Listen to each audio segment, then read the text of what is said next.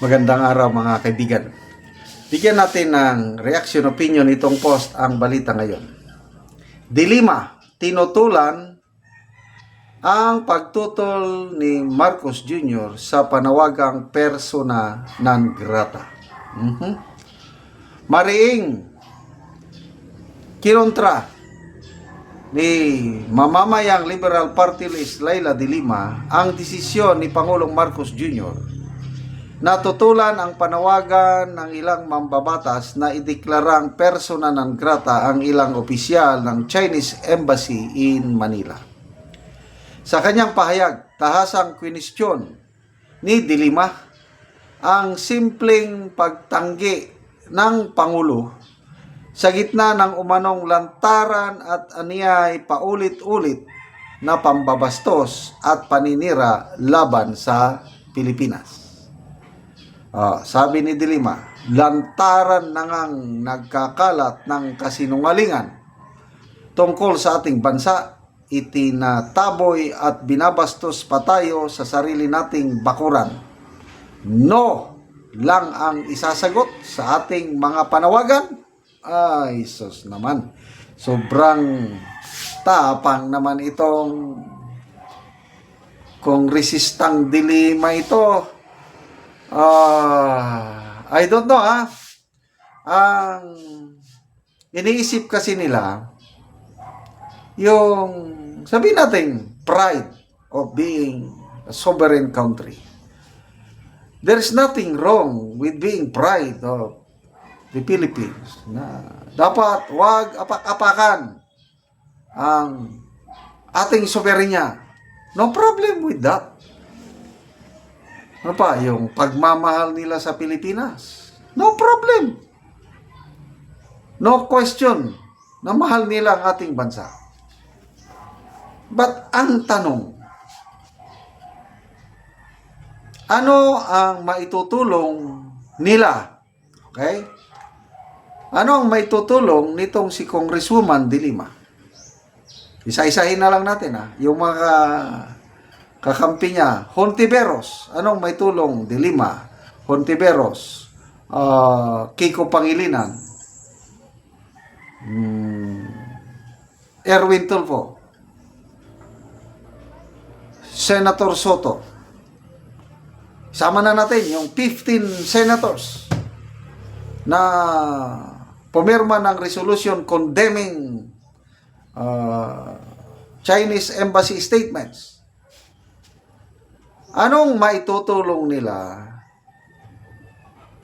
Granting na pumayag ang Pangulo na i-deklara persona non grata ang ilang Chinese diplomats at rumesbak ang Chinese, o hindi lang Chinese embassy, ang Chinese government. Kasi nagpahayag na ang Chinese embassy na once may ma-declare na persona non grata, kahit isa lang, the whole Chinese embassy sa Pilipinas mag-close at aalis sa Pilipinas. Yan ang tanong nitong mga mapagmahal sa bayan na mga senador at kongresista. Mapagmahal sa bayan na Commodore J. Tariela. Pakisagot ko no. Ano ang mangyayari sa ating OFWs na more or less 500,000 na nakasalalay ang kabuhayan nila sa China?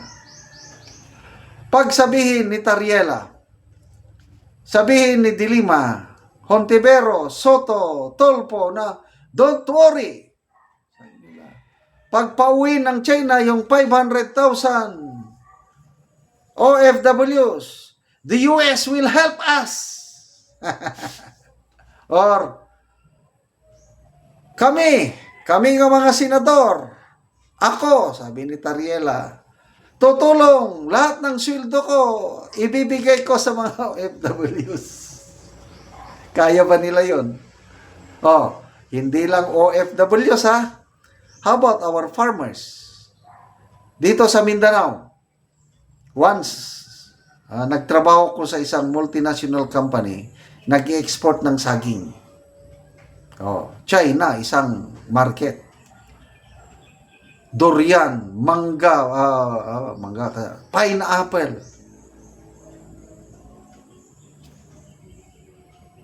China, daming nagkumukonsumo sa ating mga prutas, ating mga agricultural products.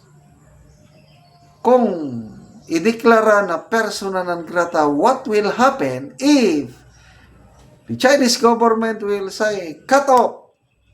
Wala nang angkat ng prutas galing sa Pilipinas. Oh, sinong kawawa? Congresswoman De Lima, Senator Soto, o Tulfo, o yung 15 senators? Sila ba ang kawawa? May tutulong ba sila sa mga hundreds of thousands farmers and their families na nakasalalay sa pag-export ng prutas sa China? What if dineklara persona non grata at sabihin ng China, wag na tayong makipagkalakalan sa Pilipinas. Cut off all trading agreements. Wag na tayong magbenta ng anumang produkto ng China sa Pilipinas. Wag na rin tayong bibili ng kahit anumang produkto nila. Kaya ba yun ng China? To me, kaya. Kasi superpower sila eh. Yung economy nila malaki, ang dami nilang bansa na pinag-engage ng trade. Kaya nila. Tayo, kaya ba natin na mawala ang China as our trading partner? Kaya ba natin? Kung sasagutin yan ni Congresswoman De Lima, Soto at iba pa, yung 15 senators, ni Tariela, kaya natin, kami ang bahala. O, sige na. Sige, declare nyo na persona non grata. Sa tingin nyo, kaya ba nila na akuin itong responsibilidad, itong bad effect, pag-declare ng persona non grata? Pwede man yan, kailang last resort. Last resort. Eh, di ba? Nang dahil lang sa sagutan, dahil lang sa Tariela, sumagot ang dahil lang doon, itataya mo ang kabuhayan ng millions of Filipinos. Kahit hindi naman kailangan ng gera, ng military gera, hindi na kailangan yun. Sa trade, birain tayo sa trade. Wala na. Birain tayo through OFWs. Wala na. To me, magandang desisyon yung sabi ng Pangulo, no! Walang maganda yun. Saluduhan natin ang Pangulo. Pasalamatan natin yung kanyang political will to say, no! Walang persona non grata. Period. Salamat mga kaibigan sa inyong pagsubaybay sa ating channel. Nakakatulong kayo ng malaki sa tribong Talanding ng Bukidnon dahil ang sweldo natin sa channel na ito is pantulong sa tribo.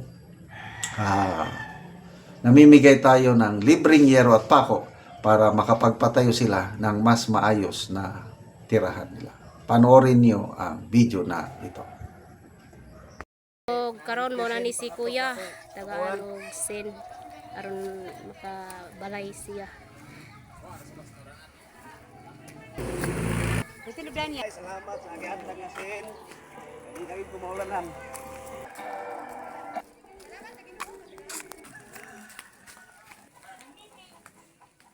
Abot na gyud siya sa iyang balay. So karon mo na ni ang itsura sa balay ni Kuya. Nga gatuluan na gyud siya na nay mga uslot sa iyang balay.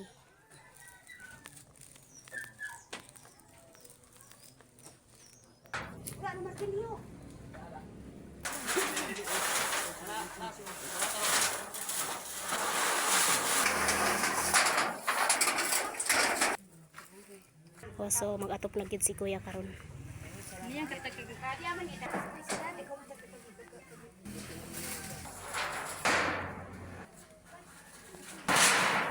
Tayo sa video og sa mga viewers natuntang murakan pa ilang matabangan. Pasok ka.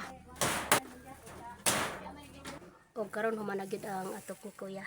Nag-atop na gid siya. O karon kuya, unsa imong masulti nga natagaan na mo yero nga nakaatop na gyud mo?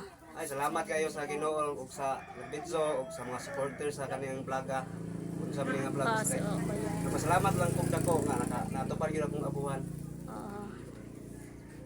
Sige at ate og kuya, salamat kaayo.